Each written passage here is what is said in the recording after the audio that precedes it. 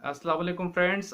मैं सफदर ख़ान कियानी। आप देख रहे हैं मेरा channel voice of Kiani. Channel पे आप न्यू हैं, चैनल को लाजमी सब्सक्राइब कीजिए ताकि मेरी नई आने वाली वीडियो का नोटिफिकेशन आपको टाइम से मिलता रहे। व्यूअर्स, हम फार्मास्यूटिकल इंडस्ट्रीज़ को बेस बनाते हैं, different best practices, documents, SOPs को जिक्र करते रहते हैं और डिस्कस करते हैं अपनी इन वीडियोज़ में।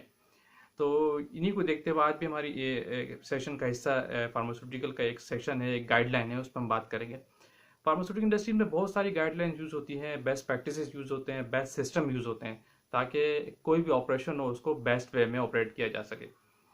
ऐसे ही और भी गाइडलाइंस है। एक गाइडलाइंस यूएसपी के नाम से होती है जिसको यूनाइटेड स्टेट फार्माकोपिया कहते हैं, और एक बीपी के नाम से होती है जिसको ब्रिटिश फार्माकोपिया कहते हैं।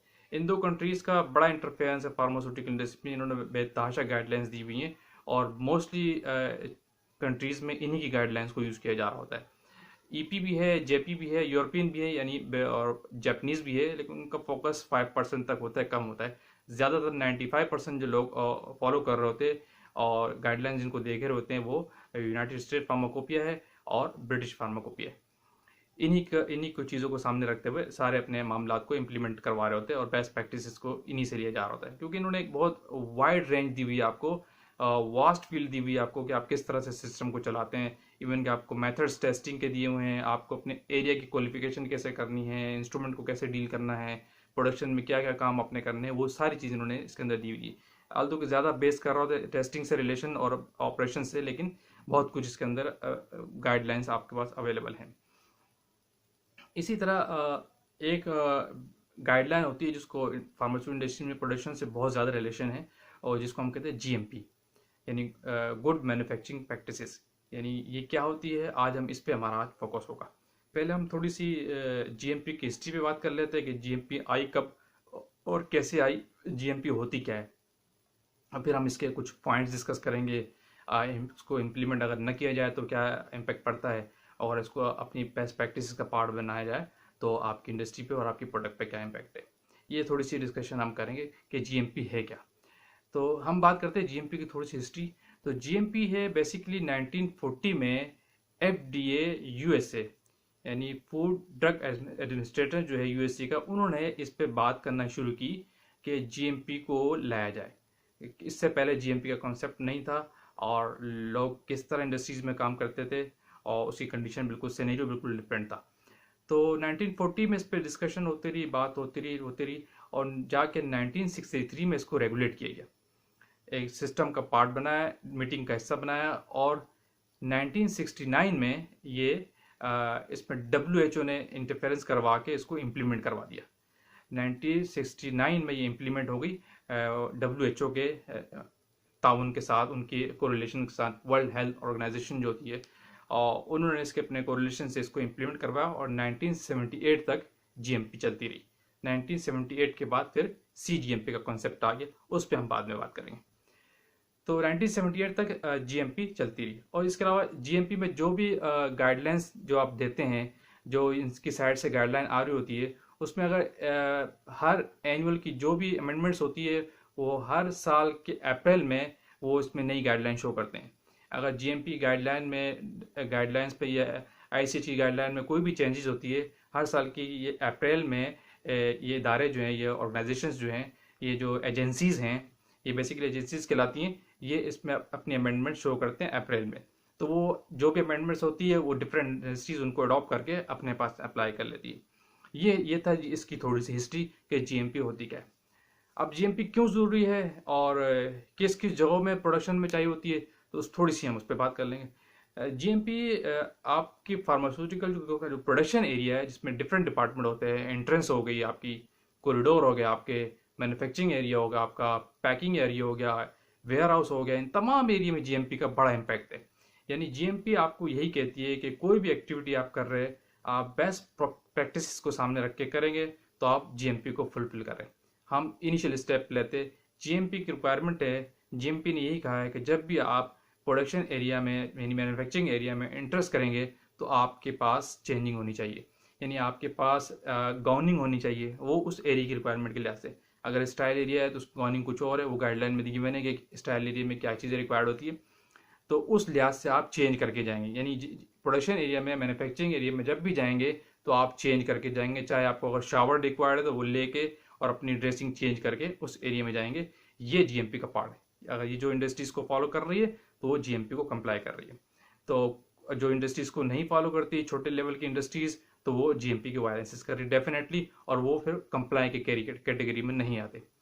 इसी तरह का कोई भी फिर प्रोडक्शन में चलते हैं, मैन्युफैक्चरिंग एरियाज में चलते हैं। किसी भी एरिया में प्रोडक्शन का कोई भी ऑफिसर इंचार्ज या लेबर जो भी काम कर रही है, मैन पावर जो भी काम कर रही है, वो ट्रेन होनी चाहिए। यानी उन ऑपरेशन जो ऑपरेटर हैं उनके पास उस ऑपरेशन का ट्रेनिंग रिकॉर्ड होना चाहिए। वो ऑपरेशन जो भी ऑपरेट कर रहा है वो उस ऑपरेशन का ट्रेंड हो, उसका ट्रेनिंग रिकॉर्ड फाइल होना चाहिए। जीएमपी कहती है कोई भी लेबर, कोई भी ऑपरेटर, कोई भी ऑफिसर इंचार्ज काम कर रहा है तो वो ट्रेंड होना चाहिए। और इसको काउंटर करने के लिए जीएमपी ने कहा है कि क्वालिटी एश्योरेंस चेक करे इस चीज़ को कि वो चीज़ें अपडेटेड हैं या नहीं। ये जीएमपी का पार्ट है।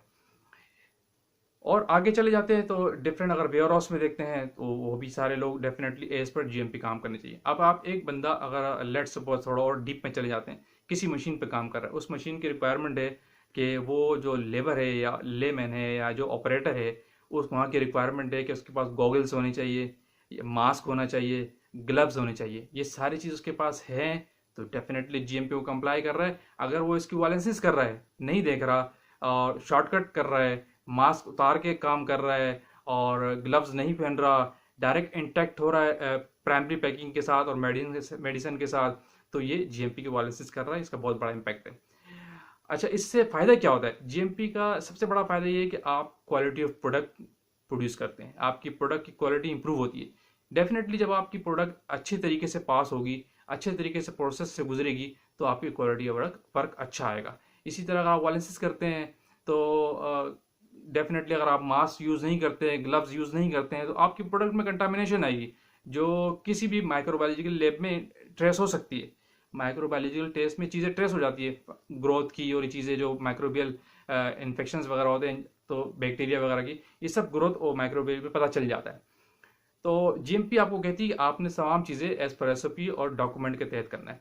आपके जीएमपी ये भी कहती है कि प्रोडक्शन के कोई भी एरिया उनके क्लीनिंग रिकॉर्ड आपका होना चाहिए, एरिया मॉनिटरिंग का रिकॉर्ड होना चाहिए, तमाम एरिया की एरिया मॉनिटरिंग होनी चाहिए प्रोडक्शन एरिया की। तो ये जीएमपी का पार्ट है। आप कोई भी एक्टिविटी कर रहे हैं लाइन क्लियरेंस के बगैर नहीं कर सकते। यानी आप कोई नया प्रोसेस स्टार्ट कर रहे हैं, जीएमपी यही कहती है कि क्वालिटी एश्योरेंस पहले आप उसको काउंटर करेगा, चेक करेगा, उसके बाद नया ऑपरेशन आप शुरू कर सकते हैं। ये जीएमपी का रूल है और बेस्ट प्रैक्टिसेस का पार्ट है। कोई प्रोडक्शन इंचार्ज, कोई प्रोडक्शन ऑफिसर इस चीज़ की वायलेंसेस कर रहा है तो वो गलत कर रहा होता है। इससे उसकी क्वालिटी ऑफ वर्क में इम्पैक्ट आएगा।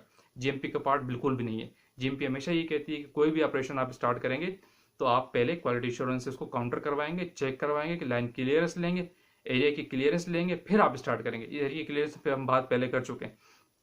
तो ये चीज़ें जीएमपी का पार्ट है। और अगर उस किसी भी प्रोडक्शन इंचार्ज में एरिया में लाइन क्लियरेंस न ली और अगला स्टार्ट कर लिया दूसरी प्रोडक्ट का, तो डेफिनेटली अगर कुछ ट्रेसेस पुरानी प्रोडक्ट के रह गए तो कंटामिनेशन के चांसेस हो सकते हैं जो आपकी प्रोडक्ट को बड़ा इफेक्ट कर सकता है। इसीलिए जीएमपी ने कहा है कि हमेशा क्वालिटी एश्योरेंस इसको काउंटर करें, पहले एरिया क्लियरेंस की लाइन क्लियरेंस दे, एरिया क्लीन करवाए, फिर उसके बाद नई प्रोडक्ट को स्टार्ट करें। ये जीएमपी का रूल है। और थोड़ा और आगे चलते हैं तो फिर हम इंस्ट्रूमेंट की बात करते हैं, जो मशीनरी की बात करते हैं, जो प्रोडक्शन में इस्तेमाल होने वाली मशीनरी है, तो वो मशीनरी डेफिनेटली कैलिब्रेटेड होनी चाहिए, उनका प्रोसेस वैलिडेशन का रिकॉर्ड होना चाहिए, उनकी वैलिडेशन का रिकॉर्ड होना चाहिए। कोई भी बैलेंस अगर प्रोडक्शन में यूज़ हो रहा है तो वो कैलिब्रेटेड होना चाहिए, जाहिर सी बात है। डेफिनेटली इन सारी चीज़ों को काउंटर करना और चेक करना, इनको देखते हुए काम करना जीएमपी का पार्ट है। इसके अगेंस्ट आप काम कर रहे हैं, आपने कोई मशीनरी लाई और फिट की और प्रोडक्शन स्टार्ट कर दी, तो नो पॉसिबल। ये तो जीएमपी बिल्कुल अलाउ ही नहीं करती इस चीज़ को। जीएमपी इस चीज़ को अलाउ ही नहीं करती कि आपने कोई मशीन लाई, फिट की और प्रोडक्शन स्टार्ट कर दी। ऐसा पॉसिबल है नहीं है। जीएमपी की गाइडलाइन ये बिल्कुल भी नहीं कहती है। हमेशा कोई भी आप काम करेंगे as per practice, as per document, as per system करेंगे, प्रोसेस वैलिडेशन को देखते हुए करेंगे। तो ये इसमें और बहुत सारी भी चीज़ें हैं, लेकिन हमने सिलेक्टेड चीज़ें कुछ डिस्कस की कि जीएमपी आपको क्या कहती है। यानी अगर आप उसको इम्प्लीमेंट करते हैं तो आपकी क्वालिटी ऑफ प्रोडक्ट प्रोड्यूस करते हैं आप। अगर इम्प्लीमेंट नहीं करते तो आपकी प्रोडक्ट डेफिनेटली इफेक्टेड होती है, कंटामिनेटेड हो सकती है, उसकी क्वालिटी वो नहीं रहेगी। ये दो मेजर फैक्टर है। जीएमपी को अगर अप्लाई करते हैं आप तो आप क्वालिटी ऑफ प्रोडक्ट प्रोड्यूस करते हैं। अगर नहीं अप्लाई करते तो आपकी प्रोडक्ट कंटामिनेटेड भी हो सकती है और उसकी वो एफिकेसी और वो परफॉर्मेंस नहीं रहेगी जो जीएमपी प्रोडक्ट की होती है। तो ये कुछ पॉइंट थे जीएमपी के कि जीएमपी होती क्या है। तो आगे भी और भी हम डिस्कस करेंगे और क्या पॉइंट्स है और क्या क्या चीज़ें हैं। फिर हम डिस्कस करेंगे कि CGMP क्यों आई, 1978 से CGMP क्यों आई, और CGMP आपको क्या कहती है, और CGMP से को रिलेशन जो सबसे ज़्यादा इंपॉर्टेंट चीज़ है वो CFR 21 है, उसको भी हम डिस्कस करेंगे कि वो क्या कहता है। उस मॉड्यूल में कोड, एक कोड Q7 की बात करेंगे कि वो क्या कहता है वो, क्योंकि CFR 21 जो है CGMP से बहुत रिलेट है।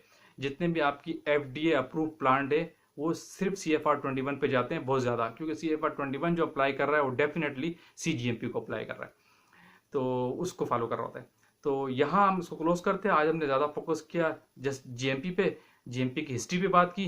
तो नेक्स्ट वीडियो में इंशाल्लाह हम CGMP के साथ आएंगे। उस वक्त के लिए इजाज़त। थैंक यू, अल्लाह हाफिज़।